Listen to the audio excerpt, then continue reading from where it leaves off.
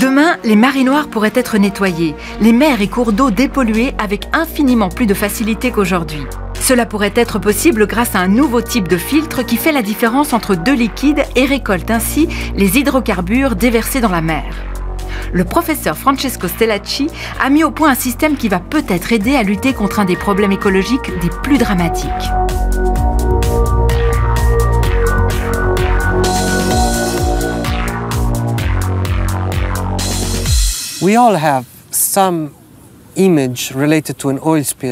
Nous avons tous des images de marée noire en tête, que ce soit celle de Louisiane ou le désastre de l'Exxon Valdez. On se rappelle des côtes noires d'hydrocarbures, avec des oiseaux qui ne peuvent même plus voler parce qu'ils sont couverts de pétrole.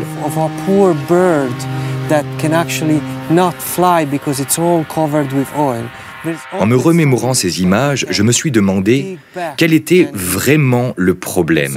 Et je me suis dit que ce dont nous avions besoin était de quelque chose qui n'interagisse pas du tout avec l'eau, mais qui soit capable d'absorber les hydrocarbures. Je me suis inspiré d'un des fleurons naturels des nanotechnologies, la feuille de lotus. Les feuilles de lotus sont toujours belles et propres, alors qu'elles vivent dans des mares. Elles sont proches de l'eau, mais restent toujours sèches. Nous avons donc décidé de créer un matériau qui serait exactement comme une feuille de lotus et qui puisse, sans interagir avec l'eau, avoir les mêmes propriétés qu'une éponge. Ce rêve est maintenant devenu une réalité.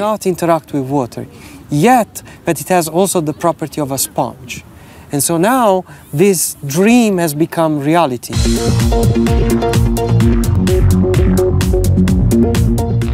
Si nous prenons de l'eau, ici teintée en rouge, et que nous la déposons sur le filtre développé par l'équipe du professeur Stellacci, nous pouvons constater que celui-ci est hydrophobique, c'est-à-dire qu'il ne va pas laisser l'eau pénétrer, comme le feraient des plumes de canard ou des feuilles de lotus. Si maintenant nous ajoutons de l'essence, nous pouvons voir que le jet passe directement au travers avec un minimum d'interaction avec l'eau.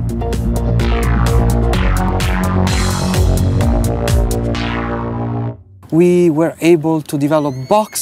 avons donc développé des boîtes faites de ce filtre qui absorbe les matières huileuses, mais pas l'eau.